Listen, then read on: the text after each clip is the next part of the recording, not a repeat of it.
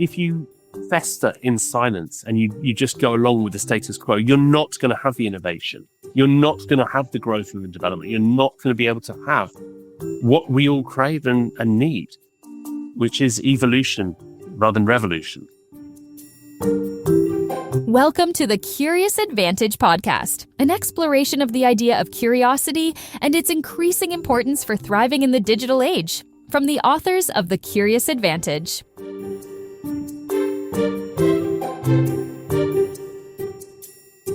Hello, and welcome to this episode of the Curious Advantage podcast. My name is Garrick Jones. I'm one of the co-authors of the book, The Curious Advantage, and today I'm here with my co-author, Simon Brown. Hi. And we're delighted to be joined by Jonathan Besser. Hello, Jonathan. Hi, Garrick. Hi, Simon. Thanks for having me on. Welcome to the Curious Advantage podcast. Jonathan, you've spent your career helping people learn and grow, and now you've captured decades of insights in 50 ideas that changed the world of work, published by The Economist Group. Can you share a bit about your journey? How did you get here? And whether curiosity played a part along the way, of course. But tell us about these 50 ideas that changed the world of work.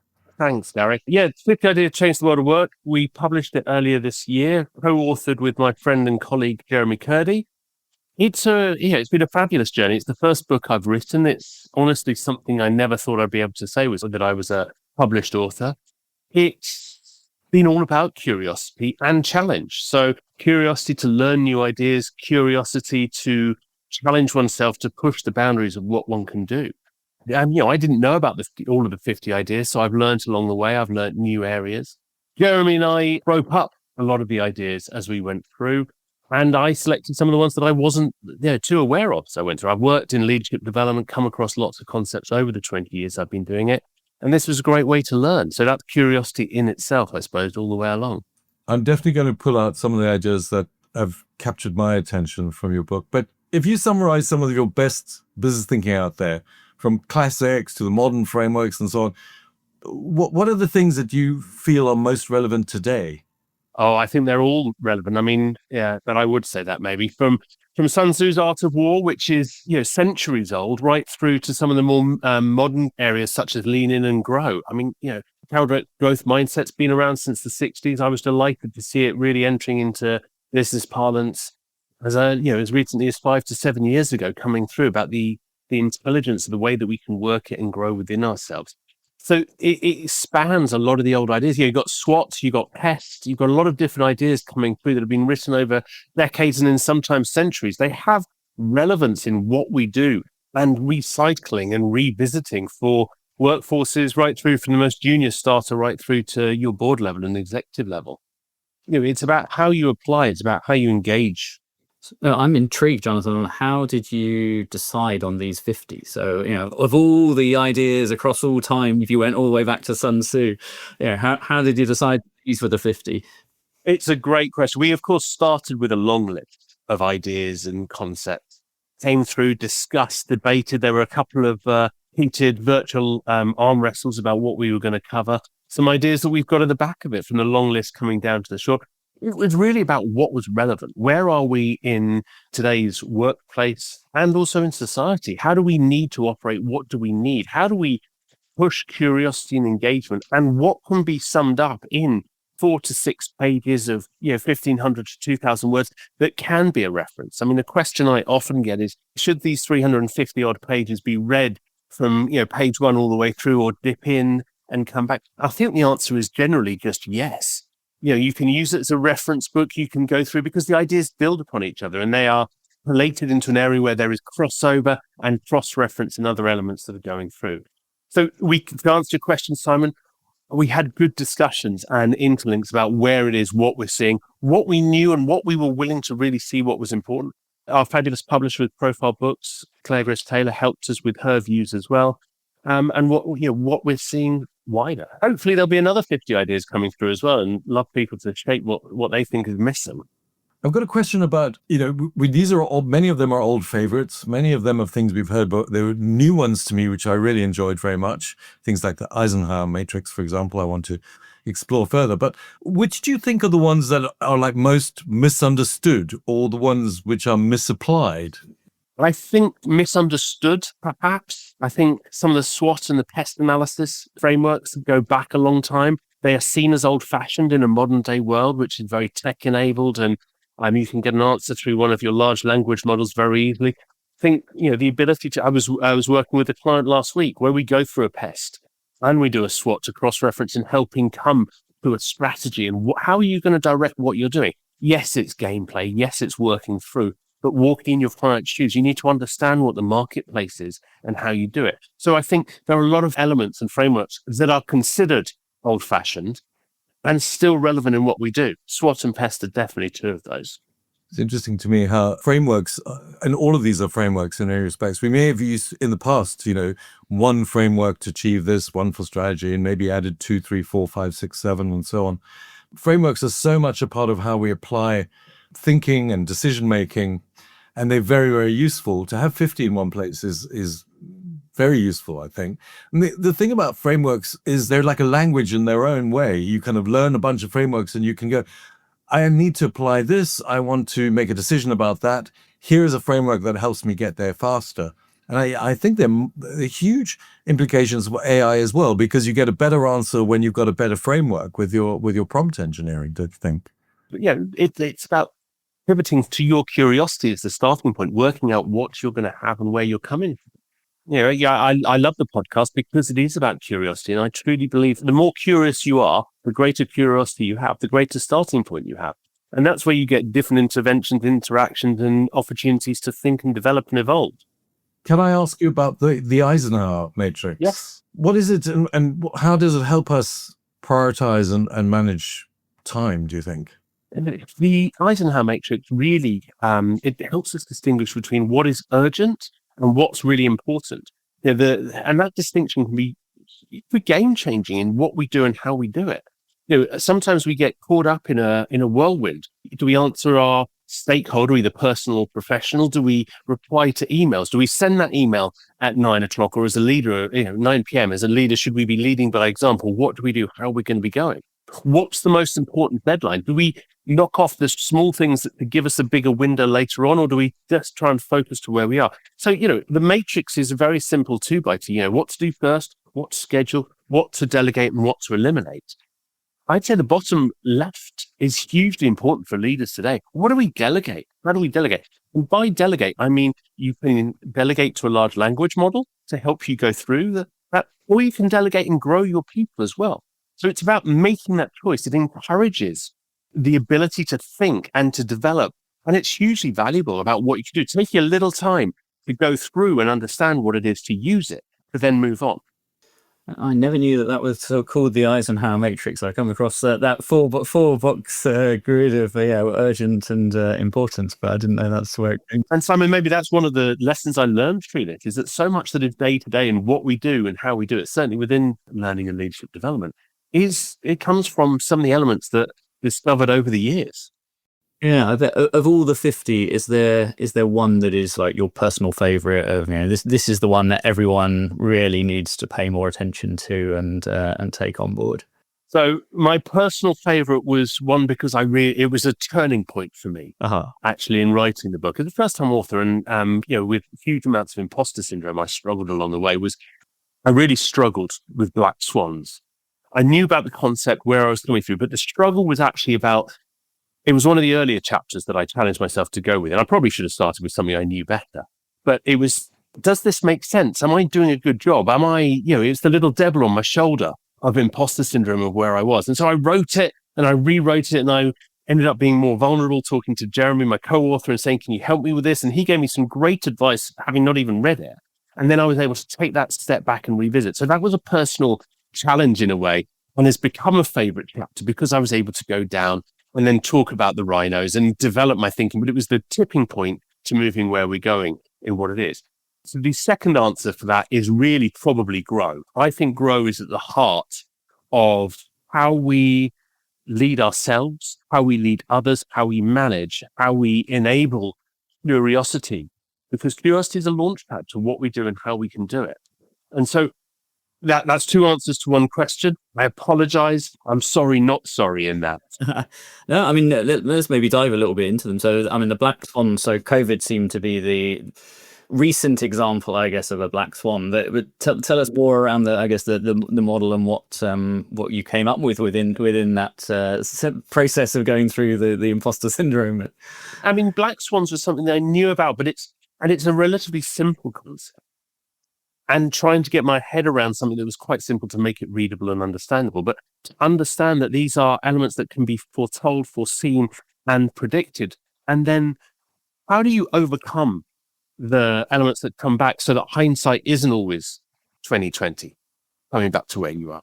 And Cloud as Black Swans is a fantastic concept. It's been evolved into the white rhinos, the concept of the white rhinos book. I mean, that was the white rhinos was something I hadn't heard about, and as I delved into it, was understanding more about foreseeing and foretelling events as we go along. And then the grow, I'm assuming the coaching model grow, but tell us more on grow. Yeah, grow is a relatively, it's an established methodology and model, and there are lots of them for coaching as you go through. It's about asking the right questions. It's about what do we need to work with ourselves as coach and coachee? And you can do this with yourself as well. And it's also applicable if you have someone observing for where you are. What's your goal? What do you want to achieve? What's the reality of the situation? Where are you today? What are the opportunities? And then, what do you need to work on to move forward on? And grow as a cycle is brilliant. However, no 1 hour, 90-minute, 2-hour coaching session is going to encompass everything. So it's about taking the different elements and feeding in and revisiting and using one of my favorite phrases of 2 ears, 1 mouth, using that as an element coming through, using it proportionally to come down and reset, because you have to meet people where they are and asking the questions to where people are. And it's how you do that. The open questions, the what, where, how, why, when, letting people talk, letting people self-discover. I'm fascinated about the white rhinos. Tell me more about it. Black swans have evolved into white rhinos. Why is it called a white rhino? And what are white rhinos? And I'll tell you why I'm curious is because we've been speaking to futurists, a number of futurists in the podcasts before this one, some of whom say we can't predict the future, but we can look at the scenarios that are likely to emerge and plan for that. So we live in the moment, but we're keeping an eye on where things are coming from and where things are going. How is the white rhino useful for us? Yeah, the white rhino theory, and I don't honestly know where the name came from, other than it's the opposite color and an opposite size, perhaps. But it's about the visible threats. It's the pieces on horizon that we see and choose to ignore, and you need to be able to identify them and almost stop yourself from ignoring them. So, whether it be COVID, people have talked about pandemics for years, and they're still talking about it. We could get geopolitical, we're not going to, about vaccine mandates in certain parts of the world going through, and about how that will have an effect. We're starting to see things with measles and other elements. Another one was the global financial crisis, about people could see where that was coming, and it was ignored for various reasons. We have to normalize the discussion about these elements coming through, about what's happening and why, to be able to see them. The futurists, I get where they're coming from. I work with a lot of futurists. And you can't ignore what's in front of you sometimes, or you have to learn to be able to see it. Are there any other models that help us in dealing with that? Yeah, looking at that one in particular, there's a lot of these weak signals of where AI is going. And maybe we struggle to envisage that. Are other models in your 50 that help us in how we manage through the change that we're seeing with AI at the moment? So the book was written before large language models really hit the marketplace, but of course AI has been around for a long time. There's lots of the concepts that come into it, from innovation, from thinking, from future thinking for what we're doing. How do we work together? There's the collective viewpoints and mindset that comes together. How do you discuss? How do you evolve? I'm fascinated by Sun Tzu, of course, and the art of war, and the idea that it still resonates with modern business leaders. What's your experience of how you see it being applied today and where it's useful? The fundamentals still apply, even though it's centuries old. Sun Tzu wrote about preparation, positioning, about knowing yourself, about knowing your opponent, whether it be a war opponent or a business opponent, or even when you're looking for trouble. It's about working what you're doing. How do your ideas apply to a new market? How are they relevant? How are you relevant? What value add do you do when you're coming into it? I think modern leaders borrow it perhaps without even realizing. because it's become part of our day-to-day thinking about preparation in what we're doing. How do we use the models, the technology out there to get intelligence, to be able to dive in, to have that competitive intelligence and that advantage, to be able to pull it out of our backpack, to have a difference, to make a difference, to understand better, to be seen as intelligent, to be seen as relevant, to be seen as sharp in where we are. It's about preparation. So I'm intrigued by within one of the models you talk about tipping points, and this is one I've been spending a bit of time on recently, of also sort of crossing the chasm of utility as being, I think, a similar concept to sort of tipping points. So tell us more around what you learned around tipping points. Darrell's tipping point was written by my co-author, actually, but of course it tests my knowledge for what we have going through with it. Tipping point is a game. It's well known. It's in the marketplace of where we are and what we have. It's what do we do from a knowledge point of view? How do we, at what point do you go too far? Or maybe not too far, but at what point do we have enough knowledge to be able to have the inevitable coming through from where we are? The analogy, I suppose, is for a rock rolling downhill. At what point does it gain momentum to go through is my simplest explanation for that. Tipping points, fascinating for me too. Especially in this world of knowledge, and we relate to knowledge and tipping points. We know that a system gets loaded with something and then something happens. It might be unintended consequences. We also know that if you connect lots of hyperlinked information together, something else will emerge, or something will emerge, or something will happen when you get to a point where the system flips in some way. And it might flip in a positive way, or it might flip in a negative way. And then there's also the unintended consequences. If you think of it, as you mentioned, the financial crisis, you had a point where people were finding new and innovative ways to package up financial instruments. And then people found innovative ways to package up those packages and sell them on. And then packages of financial instruments got put into sets and blocks and sold on, to the point where they were very, very far removed from what they were originally, which was some kind of a cheap mortgage. And those instruments then were packaged to a point where they caused a tipping point in the financial system. The financial system crashed. That was 2008's experience, and it doesn't appear that we've learned very much from that, because some of that behavior still goes on. The other thing about economics is that economists are trying to keep tipping points under control and to prepare for them, which is why, when you link the tipping points with the idea of the black swan and what's coming and looking ahead, or even Sun Tzu, preparation, as you say, it's all about casting our net widely so that we have as much information to try and stay relevant and have a perspective. I also think of von Clausewitz, I think, said, no plan ever survives its first encounter with reality. And the idea that the thing we have to do is continually take soundings from the real as much as possible, from our customers and from our people we know and from things that are going on and information. And the thing about your book is that it gives us frameworks for doing that. And I feel a little bit like Neo in the Matrix, when he rings up and says, I need to learn how to fly Sikorsky and I need X numbers of ammo now, and then you see it all getting downloaded. Absolutely. And that feeds the point I said before. People have said, do you read it from page 1 through to page 350 or dip in? And it's both. It's the reference, it's the opportunity, but it's also where curiosity can start. I need to know about Sun Tzu. I've heard about SWOT. I've heard about grow or lean in. What do I do? Here's a reference and a starting point. It's not all encompassing, and it is a viewpoint. The book covers it, is very similar in its format of how it works through. We start with the big picture concept about what it is, then we dive into about the idea, about what it is, to get some more detail. You then can move into the next element, which is what are the how do we develop this? What is it in practice? And then some thought starters about how do you go, with a recommendation of where you go.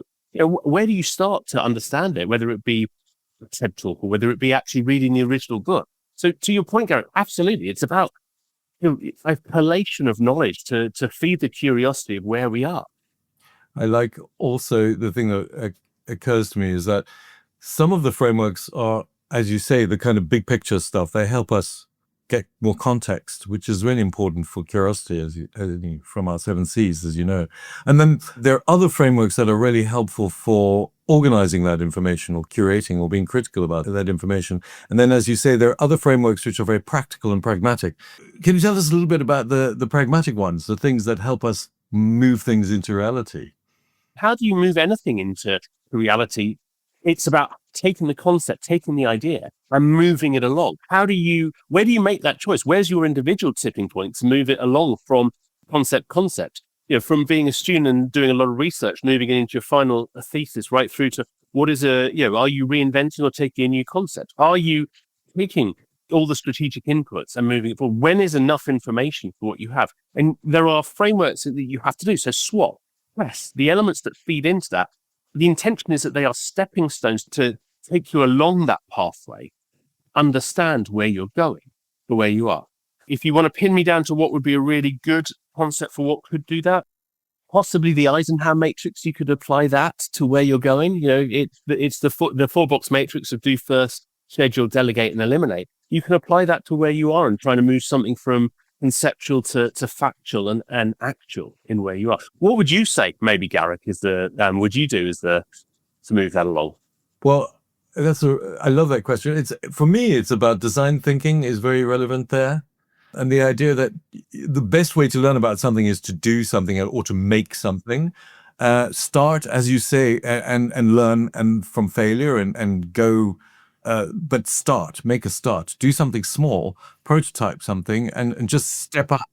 I wish I'd had this book 30 years ago, because it was, I think, so first I probably came across some of these was SWOT and PEST back, years ago in my degree. But many of these other ones that we've talked about have sort of been picked up either knowingly or sort of in passing over the years. And so I think, this would have been a really useful book 30 years ago to give that, broad brush of the sort of, these are the mental models, these are the sort of ways to start thinking about things. And as you say, it's then a stepping stone off to deeper understanding potentially. But being able to get some of the most critical models or concepts in one chunk, if you like, feels like a very useful book.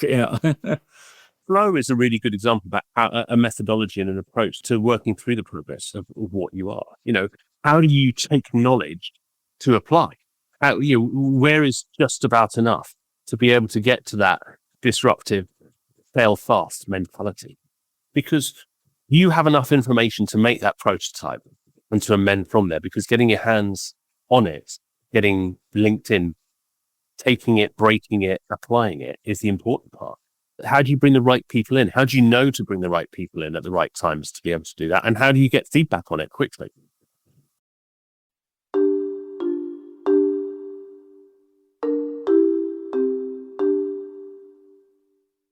Jonathan Besser is an internationally experienced learning and development expert, diagnostician, designer, coach, mentor, and facilitator. He runs Intrepid Leadership Consulting, which he founded in 2015 to partner with global organizations and individuals on long-term strategic and behavioral development. With deep expertise across a wide range of development, insights, tools, and interventions, Jonathan's collaborated with international organizations, leading business schools, and consultancies worldwide, contributing to diagnostics, program design, and delivery. His first book, 50 Ideas That Change the World of Work, is a culmination of his passion for learning, growth, and bringing practical, timeless business thinking to life. And it's great. I highly recommend it, I have to tell you. It's extremely pragmatic and very useful. I want to ask you, Jonathan, about emotional intelligence and psychological safety, which is something which comes up a lot on this podcast. If you're going to be curious, you need to feel safe, or you need to get to learn how to deal with feeling unsafe. And what are your views on emotional intelligence and psychological safety and how they impact teams, for example? I think that as a starting point, they're the bedrock, they're the foundations that create high-performing teams that allow people and teams to work effectively, evolve, to innovate, develop, and frankly, to meet challenge along the way. If you can have psychological safety, if you have high emotional intelligence, you're able to flex in the moment and be held accountable. The concept of a feedback culture is embedded in the idea of emotional intelligence and psychological safety. Without them, you don't have them. And it's elements that it's from the contracting, the setup, the start about what you're doing and how you're going to operate together that gives you the ability to do that. Emotional intelligence is about how you read the room, how you read your colleagues, how you read your clients, how you read the experts coming in to understand what they're doing. how can you manage your own emotions and that of others to get the best out of people with where you are? You have to start with yourself. No one knows you better than yourself, apparently. Some people maybe are less good at that, but there's certainly different elements along that. And psychological safety, Amy Edmondson's work around that, it's a really good starting point for that. And she's encapsulated the viewpoints on that for what it is. It's about creating an environment where people speak up. There is no fear of saying yes or are you sure? What are you doing here and why? To holding people accountable without consequences, without the fear of, it negatively impacting and being a career limiting move for what you're doing and how you're doing. Ultimately, it's foundations. We're talking about trust. You have to have trust. Again, I talked about the tripods and the stool. How do you get that coming in? If you fester in silence and you just go along with the status quo, you're not going to have the innovation. You're not going to have the growth and the development. You're not going to be able to have what we all crave and need, which is evolution rather than revolution. We're big fans of Amy on the podcast here, having had her on as a previous guest, talking around psychological safety and also her new book around failure and the right kind of wrong. I was intrigued as you were looking at the long list of models to include, whether there were any well-known models out there that you decided, actually, I'm not sure that's so relevant in today's world, or we decided we wouldn't include this one in there. So it was maybe what was the one you had the most discussion about, and then decided that you wouldn't include it in the 50. There were plenty that we wanted to include that sort of hit the editing floor, so to speak, as you went along. I pushed and backed off quite hard on Hogan, because I'm a big fan of Hogan as a methodology, as a psychometric, and as a understanding of what we can do and how you can understand people. And that feeds into the elements we've just talked about with emotional intelligence. You can know yourself.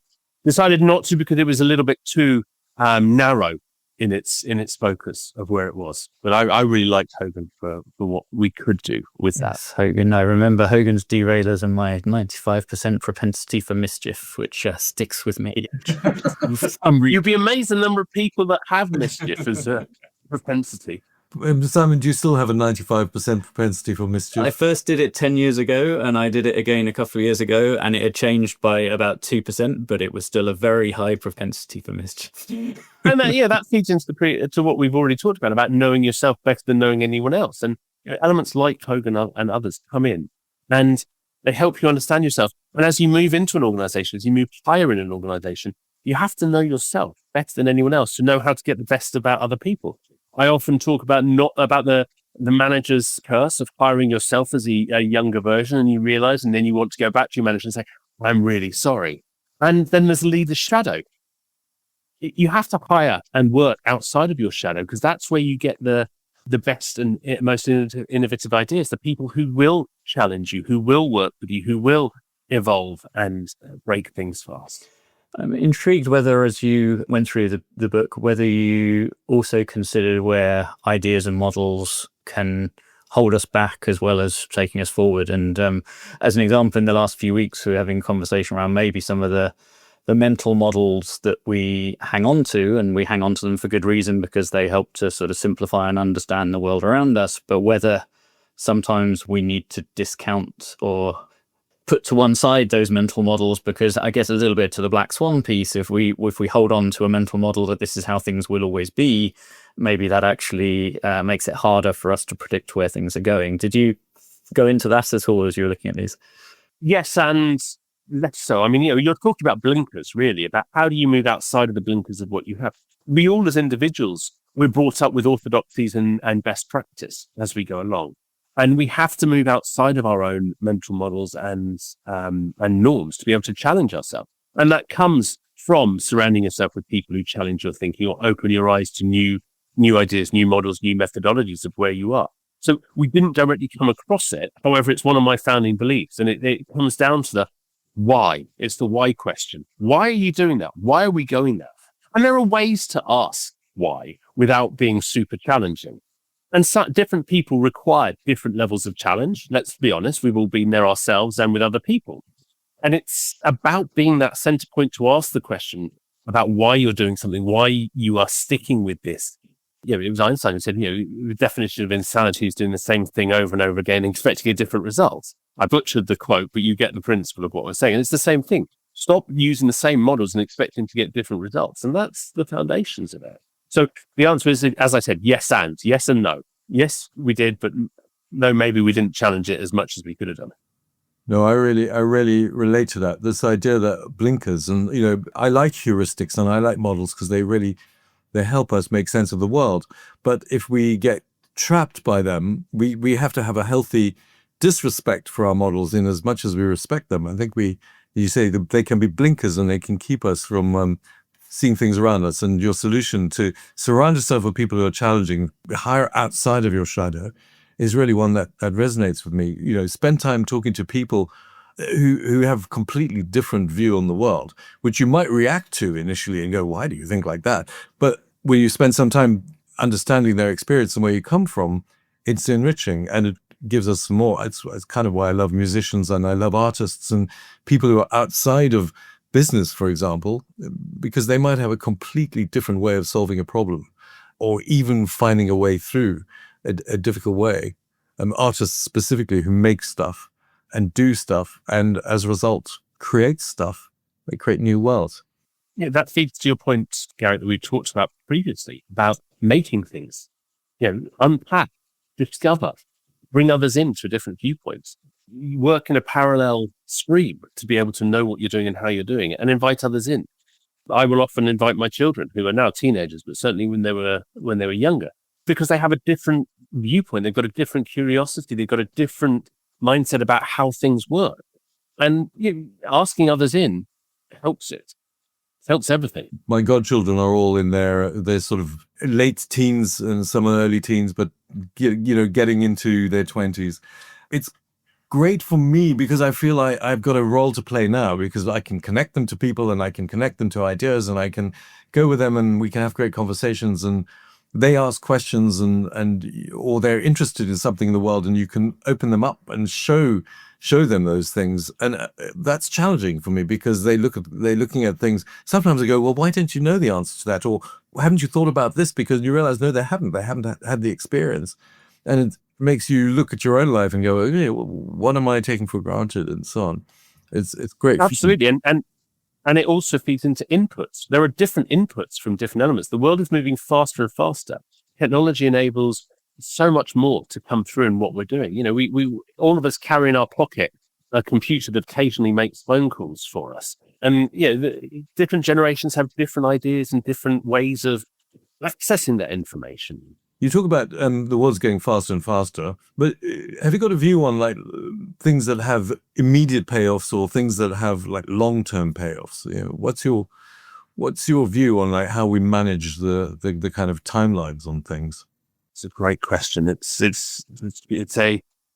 a good question to ask esoterically as well to get a view from.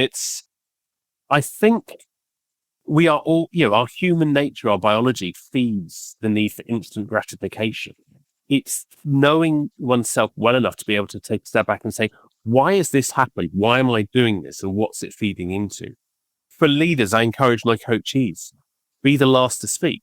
Contract with your team, but you don't have to. The urge is always to be the smartest person in the room. Take a step back and let others talk. It enables them, it feeds them, and you'll get better ideas that then riff off each other. It comes back to the psychological safety and creating high-performing teams. If you say, right, I'm contracting with you, I will be the last person in the room because I want everyone else's view. I want us to build on it together. It's creating that. But you get growth, you get evolution, you get even an old firm, you get riffing of ideas that build upon each other. It's the idea of a design party, I suppose, to evolve something coming through. That feeds the immediate gratification, but also the longer term evolution and development. How do we innovate? It's about bringing different ideas, bringing different viewpoints in and challenging. So maybe a more personal question, if you don't mind. So you referenced earlier around the process of writing the book and the way it makes you feel very vulnerable. You sort of go through the imposter syndrome piece. And I think I've certainly felt that. I don't know, Garrick and Paul, when you wrote the book previously, maybe you went through it the first time round and were experienced by this time. But that sort of, I'm going to put my ideas out there and people might not like them and they might be wrong. How did you overcome that? Because you clearly did, because the book got published and you sort of worked through it. And then can you tell us your journey there? The journey for me and my imposter syndrome was one that started a long time ago. And I identified my imposter syndrome sort of when I went through some business coaching myself. We'd walked around a local park with my coach at the time. And my simple goal was to be able to publish a self-written article on LinkedIn. And it's that whole, am I good enough? Do I have a point of view? Where am I coming from? The questioning, I talk about it as the sort of little devil on my shoulder, which I still flick off at times. And it's identifying that element coming through. With regards to the book, there was a big upfront piece about, can I do this? Do I have a right to do this? Who am I to be able to be bringing this along? And full credit to Jeremy, my co-author, for helping me through that journey and say, yeah, JB, you can do that. Deal with it. You can approach it. And it has truly helped me to be able to hold, this manifestation in a copy and to be able to say, yeah, I can do it. I had to deal with people will disagree. You're putting yourself out there, you're putting a bit of yourself out there. You've got everything from some of the big book publishers who can do online reviews, anonymous or otherwise, and people will have an opinion. It's been a great journey. Say, I have an opinion. I am an opinionated person. I'm also someone who listens and invites feedback. I said, I've got 2 teenage kids. I live in a feedback culture the whole time, frankly. But if you don't put yourself out there, how are you going to grow? How are you going to evolve and develop if you don't take it on? Now, you don't have to agree with the feedback the whole time, whether it be personal development, professional feedback. It's about how you take it on and how it affects you. And people have opinions. I have opinions. Other people have opinions. It's how you evolve and work through that. So I dealt with it by leaning into it in a way and trying to recognize what were the elements that were challenging to me and being brave. We created a psychologically safe environment. We created an environment where we supported each other with fabulous support from, Claire Grace Taylor at Profile Books as well to help us through. And she gave us some very tough love as we went along. And we tried to learn, we tried to evolve, and hopefully the product that's come out is better as a result of that. I have a question about imposter syndrome. It's funny to me because one of the music bands that I'm obsessed with at the moment are some Argentinians called Catriel and Paco Amoroso. These 2 young guys in their 30s, 20s, come out of the trap hop, hip hop scene in Latin America, sing in Spanish. And, very localized Argentinian. They were famous there, but, that was where things were going on. They did an NPR Tiny Desk. They were invited to do that where you can't use any electronics. It's all got to be real instruments, and they put a band around them and they reproduced some of their songs. And it just went viral, 35 million, 100 million people watching this thing. And now they're on a world tour and they just played Glastonbury and they've done Coachella and they played with the London Philharmonic and the LA Philharmonic with Doodle. And now they're all over the world and they're going to Japan next week, et cetera, et cetera. Just incredible. So everything comes out, and the very next song that they put into the market is called Imposter Syndrome, because they suddenly blew up. Everybody's watching them on their phones, and they say that we couldn't sleep for 2 weeks in their song, and they write about it. And the thing that's refreshing about this generation is they're quite cynical about social media. They're quite cynical about the world they live in and all the technology, but they also talk about it and they laugh about it, and it's fun. And you deal with imposter syndrome by just being open and honest about it. And that's one of the things I'm hearing from you. I think it's wonderful, and the evolution is very much generational. My question is, what do you think is the potential to become the next big shift in how we work? Where do you think it's going? It's a great question. I think as we come, the generations hitting the workforce lived through COVID and lockdowns and being away, and they are craving that. They're like a sponge. They're curious. They have knowledge, for insight, but most importantly, interaction. How do we work together? What can you tell me? How can I do? And the expectation that they have a viewpoint that is also heard and taken in. So I think it's the movement forward of how do we work with that? How do we not use old-fashioned orthodoxies about, I'm the boss, you're coming in, you will learn from me. how do we learn from the expertise that everyone brings in with what they're doing? And how do we harness that energy and that wish and that will to do and to be heard? You're seeing smart people coming in who are hugely knowledgeable, hugely capable. They have their idiosyncrasies the same way we did when we hit the marketplace, and we still do. How do we stop being the sage on the stage and harness that? The person, the group, the network that can do that. And we're seeing little smidgens out there. I see that with some of my work with big clients, recognizing that within work environment. Large language models, AI, we're seeing that coming in and using it as an enablement, as a springboard. That's where the next shift is coming. And are there any uniquely human skills you think that will help us as that shift takes place? So, what are the skills that people in school or leaving school at the moment need to be thinking about as the things that will carry them forward in their careers? It's the name of the podcast. It's about being curious. I'm glad to be here with that, and I'm glad for the question. It's about being curious, but it's being curious about yourself. It's about being curious about other people. I've been through a long learning phase with my eldest daughter, who, there's some neurodiversity, and she uses her phone in a very different way and uses it to come down. And the curiosity that comes in triggers my orthodoxies about everything that I've read and what you can do. And it's about harnessing that to get the best out of the environment. The most human basic knowledge, basic facet is curiosity, is about asking why, and why do you think that? And 2 ears, 1 mouth, waiting to hear the answer. And then that 3-second rule, take a breath.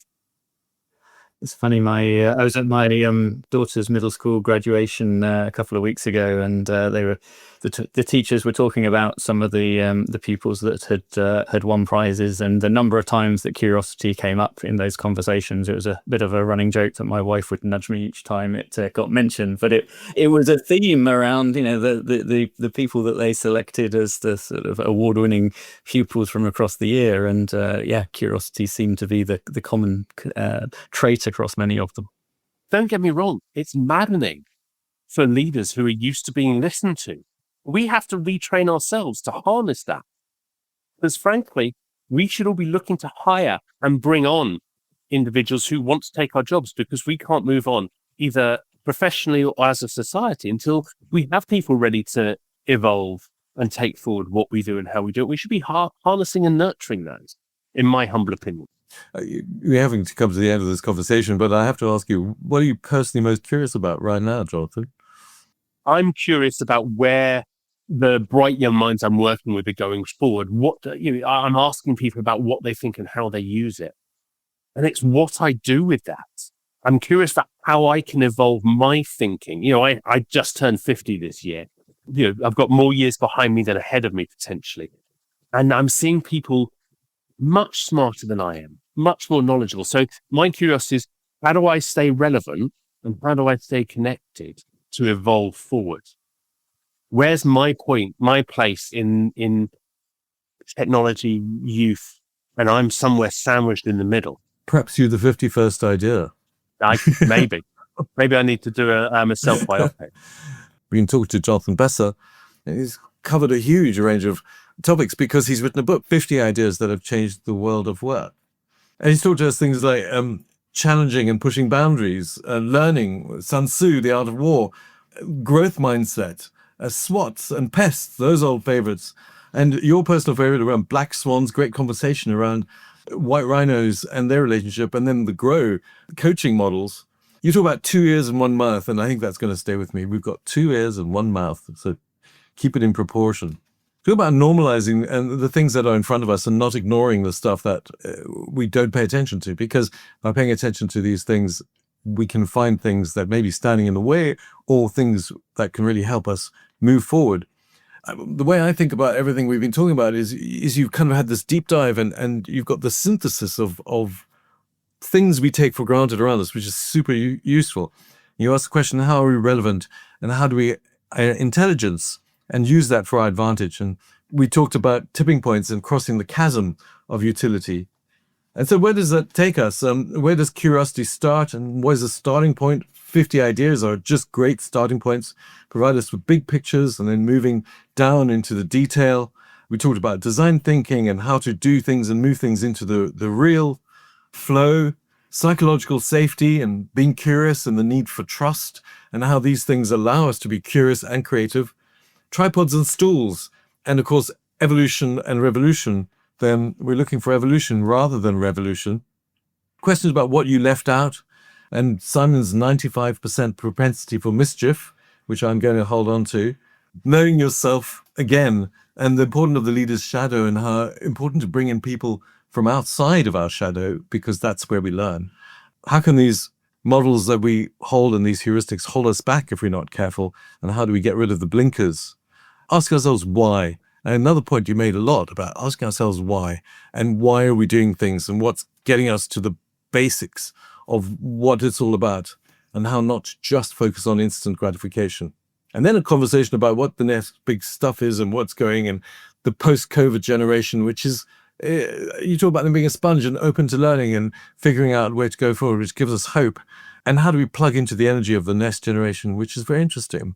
I mean, just on the side, I got a bunch of young friends who had a party, and they asked everyone to leave their phones at the door. They're not play. I've got other friends, young friends who don't, you're not using social media the way you would expect them to. They're voting with their feet, perhaps.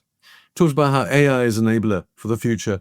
And you talked about how all of these are skills for carrying ourselves forward. Most important, thankfully, for us is curiosity, which we completely agree with. Jonathan, if there's one thing to leave our listeners with, what would it be?